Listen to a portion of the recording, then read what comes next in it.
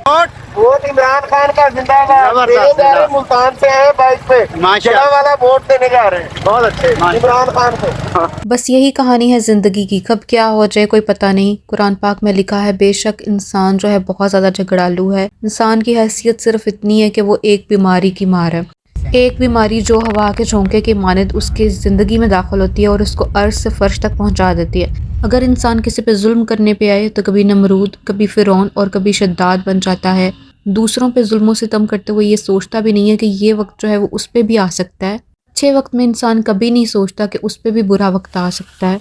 फिर आपके पास गुलू बट हो या बहुत बड़ी ताकतें आपके पीछे हों, फिर आप ये समझने लगते हैं कि ज़मीन पे जो खुदा हैं वो आप ही हैं। इसको चाहे आप सज़ा दिलवा सकते हैं और जो बेगुनाह है उसको चाहे आप 6 माह के लिए, 10 साल के लिए, जितनी चाहे वो सज़ाएं दिलवा दें। किसी का निकाह ख़त्म करवाना हो वो भी आप करवा सकते हैं, क्योंकि खुदा तो अब आप है। आपका जो खुदा है आप उसको भूल जाते हैं। इसी तौर पे आप लोग अपने आप को ताकत का सरचश्मा समझने लगते हैं और ये भूल जाते हैं कि असल खुदा और हकीकी खुदा जो है वो मौजूद है और वो सब कुछ देख रहा है। आपकी रस्सी जो है उसको थोड़ा दराज कर दिया गया है और वो देखना चाहता है कि मेरा बंदा किस हद तक गिर सकता है। जब भी जुल्म किया गया और सरेआम किया गया और लोगों को जो है जुल्म के तले रोंदा गया, उन लोगों को तारीख़ ने कुचल के रख दिया, जिसमें फ़िरौन भी है, शद्दाद भी है और नमरूद भी है। तो सबसे पहले हम नाम लेंगे यजीद का। असल खुदाई तो अल्लाह ताला की है, वो लोगों के लिए वजह इबरत बना देता है। हर एक का खालिक है, पूरी दुनिया को अकेला चलाने वाला है। ये चीज़ जब लोग भूल जाते हैं तो वो इसी तरह से जुल्म करते हैं, अपने आप पे जुल्म करते हैं। लोगों पे तो वो जुल्म करते ही हैं, सबसे ज़्यादा जुल्म वो अपने आप पे कर रहे होते हैं, लेकिन वो इस चीज़ को महसूस ही नहीं कर रहे होते कि ये जुल्म जो है डायरेक्टली अपने आप के साथ ही कर रहे हैं। इसकी एक मिसाल तो गुल्लू भट्ट भी है। ठीक है, गुल्लू भट्ट ने कुछ साल पहले जितना जुल्म किया और नून लीग वालों के कहने पे किया वो तो सब जानते ही हैं। गुल्लू भट्ट आज जुल्मों सितम करने वालों के लिए इबरत का बाइस बन चुका है। गुल्लू भट्ट जो है वो आजकल बहुत ज़्यादा अजियतनाक ज़िंदगी गुजार है, उससे सबक हासिल करना चाहिए। आज वो अगर तकलीफ़ में है उसके लिए हम लोग दुआ कर सकते हैं और अल्लाह ताला से रहम की उम्मीद करनी चाहिए, रहम मांगना चाहिए। आज वो दिन आ गया है जिस दिन आपको बाहर निकलना है, वोट डालना है और पोलिंग स्टेशन चाहे जितना भी दूर है आपके घर से, इस चीज़ की आपने फ़िक्र नहीं करनी। एक दिन जो है वो आपने अपने लिए निकलना है। ये आपका दिन है, आपका जमहूरी हक़ है कि आप जो है वो वोट कास्ट करें और अपने पसंद के लीडर को मुंतखब करें। इस्लामी जमहूरिया पाकिस्तान का मतलब क्या? पाकिस्तान का मतलब है ला इलाहा इल्लल्लाह मुहम्मदुर रसूलुल्लाह।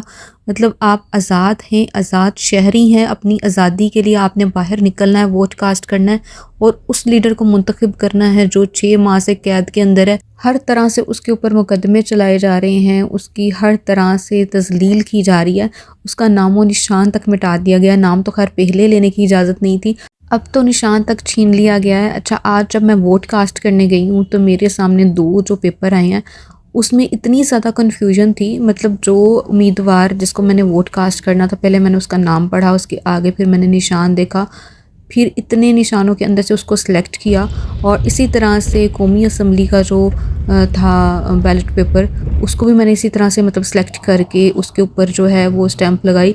क्योंकि मैं थोड़ी बहुत फिर भी पढ़ी लिखी हूँ, लेकिन जो लोग बिल्कुल अनपढ़ हैं मुझे समझ नहीं लगती वो किस तरह से वोट कास्ट करेंगे। यानी आप लोगों ने थोड़ी सी हिम्मत करनी है। जो लोग अनपढ़ हैं उनको आपने पहले बताना है कि इस तरह का नाम होगा और ये निशान होगा। पीटीआई के उम्मीदवार का निशान जो है वो बोतल है फॉर एग्ज़ाम्पल, तो आपने उनको इस तरह से याद करवाना है कि ग्रीन पेपर पे, सब्ज़ पर्ची पे बोतल का निशान और सफ़ेद पर्ची पे बेल्ट का निशान, या किसी भी चीज़ का जो आप कह लें। तो इस तरह से आपने याद करवा कर उनको भेजना। उनको उम्मीदवार के नाम का नहीं पता चलेगा और उम्मीदवार के नाम जो हैं 2-2 भी हैं मिलते जुलते। यहाँ पे जो नाम थे वो बहुत मिलते जुलते थे, उनमें भी कन्फ्यूजन हो रही थी, लेकिन मुझे पूरे नाम याद थे, मुझे निशान याद था। इस वजह से मैंने बड़ी आसानी के साथ अपना जो है वोट कास्ट किया है। पीटीआई के उम्मीदवारों के लिए थोड़ी सी कन्फ्यूजन जो है वो क्रिएट की गई है, बल्कि काफ़ी ज़्यादा कन्फ्यूजन क्रिएट की गई है। आपके पोलिंग स्टेशन इतनी दूर बना दिए गए हैं जहाँ पे जाना मुश्किल है, और अगर आप चले भी जाते हैं तो वहाँ पे जो आप पेपर जब आपके सामने आते हैं तो आपको समझ ही नहीं लगती कि इसमें से किस निशान के ऊपर आपने जो है वो मोहर लगानी है। तो इसके लिए आप थोड़ी सी तैयारी करवा के भेजें। अगर अपनी अम्मी, अब्बू या कोई ऐसे रिश्तेदार को जानते हैं जो कि बिल्कुल अनपढ़ है, तो उसके लिए आपने ये काम ज़रूर करना है। उनको सिखा देना है कि इस कलर का पेपर होगा तो उसके ऊपर ये वाला निशान है, ठीक है। इस कलर के पेपर के ऊपर इस निशान पे लगाना है। अगर वो पढ़े लिखे हैं तो उनको उम्मीदवार का नाम लाजमी याद करवाइएगा और उसके साथ निशान। अगर वो पढ़े लिखे नहीं है, नाम नहीं पहचान सकते, लिखा हुआ पढ़ नहीं सकते, तो उसके लिए आप निशान जो है वो उनको पेपर के कलर के हिसाब से बताएंगे। ये ना हो कि वाइट पेपर के ऊपर वो किसी और निशान पे जो है वो मोहर लगा दें और ग्रीन पेपर के ऊपर वो किसी और निशान पे, क्योंकि इतने ज़्यादा निशान हैं, इतने ज़्यादा मतलब कन्फ्यूजन है कि वो जो पढ़ा लिखा बंदा है उसको भी पहले सोचना पड़ता है, देखना पड़ता है, नाम जो है उसको पढ़ना पड़ता है, फिर वो जो है वो स्टैंप लगाता है। तो इस तरह से जो अनपढ़ बेचारे हैं उनके लिए तो बहुत मुश्किल हो गया। अभी मैं वोट कास्ट करके आई तो मुझे तकरीबन 1 से 1.5 मिनट लगा। और एक काम आपने और भी करना है, वो ये करना है कि जब आपने मोहर लगा देनी है तो उसको थोड़ा सा आपने हवा के साथ खुश्क कर लेना है, ठीक है।